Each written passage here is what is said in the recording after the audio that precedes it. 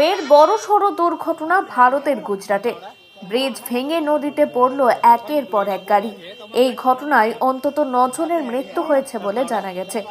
বেশ কয়েকজনকে উদ্ধার করে দ্রুত হাসপাতালে নিয়ে গিয়েছেন স্থানীয়রা।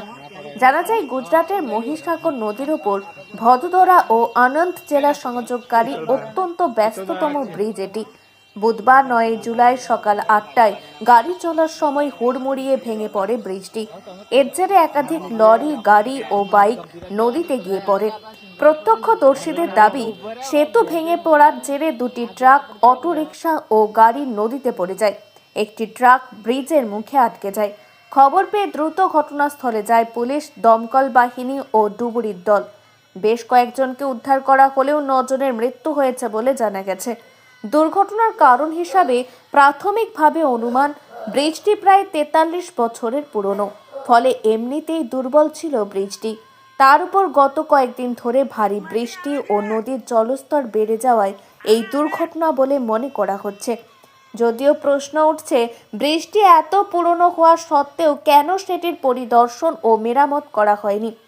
এদিকে গুজরাটের ঘটনায় শোক প্রকাশ করেছেন প্রধানমন্ত্রী নরেন্দ্র মোদী।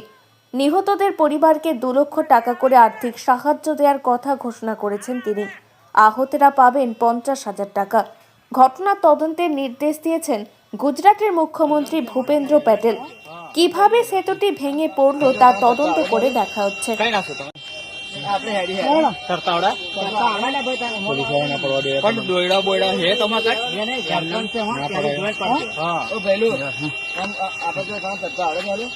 કઈ નાખશો તમે?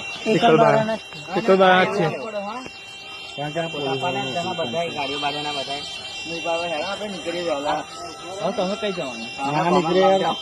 મારે ગંભીર જ જવાનું. સિંગલ ઉપર જવું પડે. તો ઉભા રહ્યા ઘેર જઈને ઉતાર. આ જો આપણે થોડાક વહેલા